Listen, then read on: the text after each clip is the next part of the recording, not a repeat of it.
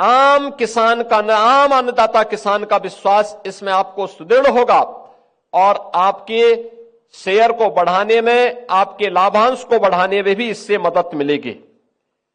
एमपैक्स द्वारा 6,400 करोड़ का व्यवसाय किया गया, 191 करोड़ का विशुद्ध मुनाफा भी इसके माध्यम से उनके द्वारा कमाया गया। इस ऋण सीमा को आगे बढ़ाने की दिशा में भी हम लोगों ने कार्रवाई आगे की है कि अभी तक हमने 10 लाख तक किया है, आने वाले समय में हम इसको 15 लाख तक का गारंटी मुक्त ऋण देने की दिशा में भी कदम बढ़ाएंगे।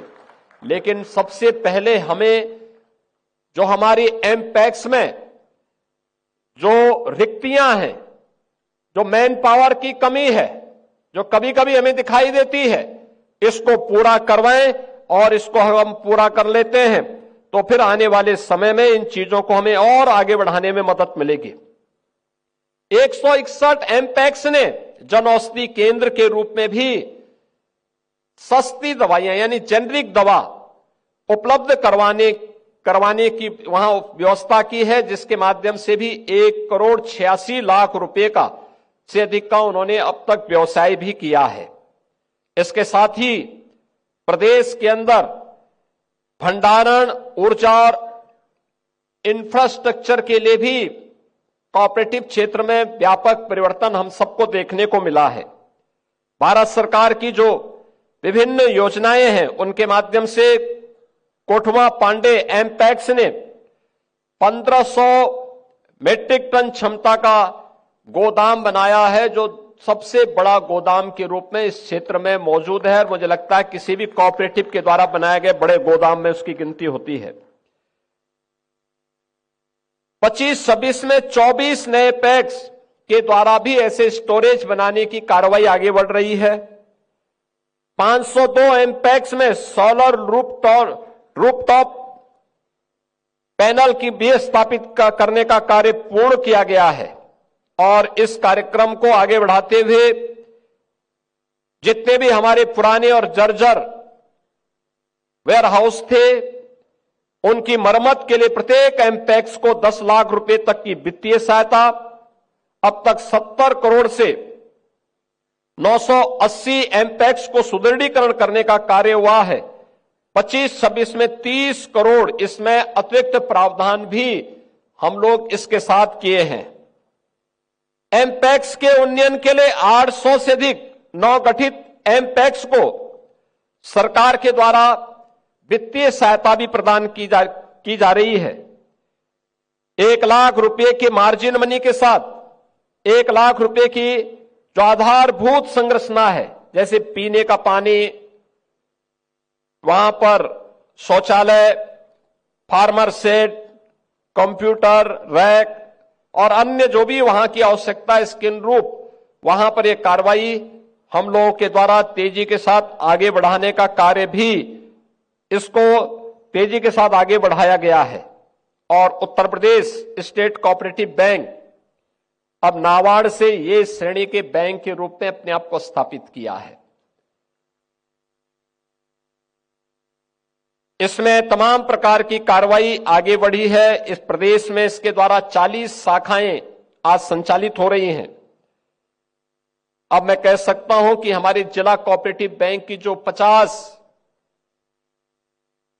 जिला कोऑपरेटिव बैंक थे, आज के दिन पे सभी के सभी लाभांश कमा रहे हैं। यानी जो पहले बीमार थे और बाकी भी बीमार होने की ओर जा रहे थे, क्योंकि तो एक वास्तव में एक संक्रमण होता है, एक बीमार होता है दूसरा भी बीमारी की तरफ बढ़ता है।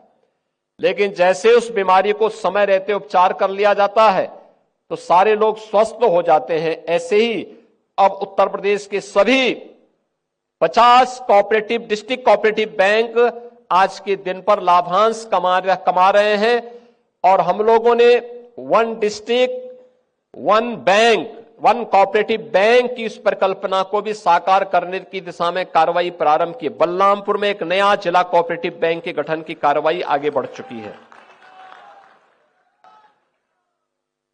24-25 में 162 करोड़ 2 लाख रुपए का लाभ भी हमारे कोऑपरेटिव बैंक ने कमाया है। और अब इसमें हम लोगों के द्वारा तेजी के साथ आगे कार्य हो रहा है। बहनों और भाइयों, अच्छी सरकार आती है, यही होता है। पिछली सरकारें वन डिस्ट्रिक्ट वन माफिया पालती थी, यानी एक कोऑपरेटिव क्षेत्र तो पिछली सरकारों की माफिया राज के कारण बर्बाद हो गया था।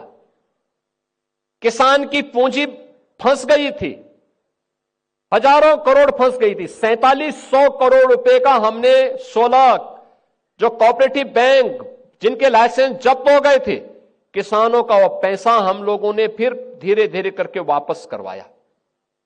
आज वो पैसा भी वापस है, बैंक भी फिर से अपना काम करते हुए आगे बढ़ रहा है। अब हम लोग वन डिस्ट्रिक्ट यानी माफिया से तो प्रदेश से मुक्ति हो गई, लेकिन अब one district one cooperative bank की दिशा में उत्तर प्रदेश आगे बढ़ रहा है और इसको हमें आगे बढ़ाना चाहिए, क्योंकि ये आज की आवश्यकता है और उस दिशा में प्रदेश सरकार ने तेजी के साथ कदम बढ़ाए हैं।